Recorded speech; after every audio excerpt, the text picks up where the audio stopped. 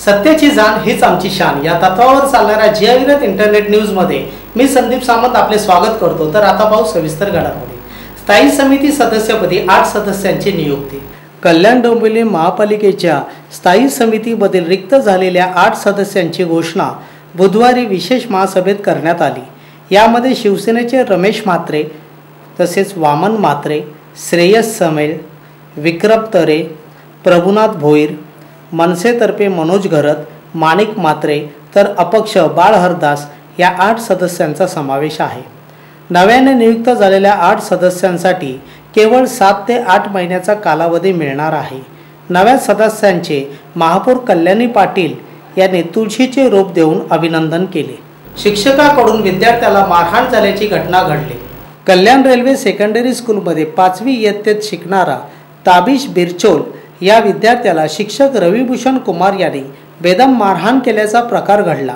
या प्रकरणी विद्यार्थ्याच्या पालकांनी महात्मा फुले पोलीस ठाण्यात गुन्हा दाखल केला आहे। कल्याण डोंबिवली महानगरपालिकेच्या काँग्रेसच्या 6 नगरसेवकांनी राजीनामे दिले। कल्याण डोंबिवली महापालिकेतील काँग्रेसचे नगरसेवक जितेंद्र भोईर, नंदू म्हात्रे, सदाशिव शेलार, शिल्पा शेलार, नवीन सिंग या 6 नगरसेवकांनी पक्षाचा राजीनामा दिला आहे। काँग्रेसचे आमदार संजय दत्त यांच्या मनमानी कारभाराला कंटाळून हे राजीनामे दिल्याचे नगरसेवक जितेंद्र भोईर यांनी सांगितले। 5,000चे लाच प्रकरणी रेल्वे पोलिसास अटक। डोंबिवली रेल्वे पोलीस ठाण्यातील पोलीस नाईक कबीर पिरनादे याला 5,000ची लाच स्वीकारताना ठाणे लाचलुचपत प्रतिबंधक विभागाने अटक केली। फेरी विक्रेता प्रमोद फाळके याच्या तक्रारीवरून हा सापळा लावण्यात आला होता। पोलीस नाईक पिरजादे यांच्यासह रफिक शेख, हेमंत दाभोलकर या खासगी व्यक्तींनाही पोलिसांनी अटक केली आहे। सिंगापूरच्या धर्तीवर केडीएमसीत कचरा प्रकल्प राबवण्याची योजना सुरू।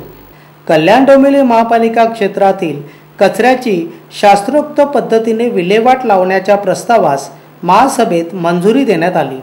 सिंगापूरच्या धर्तीवर हा प्रकल्प राबवण्यात येणार आहे। यासाठी सुमारे 60 कोटी 28 लाख रुपये खर्च करण्यात येणार आहेत। राज्य सरकारच्या अनुदानाची वाट न बघता तातडीने हा प्रकल्प राबवण्यात यावा असे निर्देश महापौर कल्याणी पाटील यांनी दिले। आदरवाडी डम्पिंग ग्राउंड शास्त्रोक्त पद्धतीने बंद करणे, मांडा, टिटवाळा येथे SLF उभारणे, यांत्रिकी स्वीपिंग मशीन असा एकूण 60 कोटी 28 लाखांचा प्रकल्प असल्याची माहिती आयुक्त सोनावणे यांनी दिली। घनकचऱ्यावर विशेष महासभा बोलवण्यात आली होती।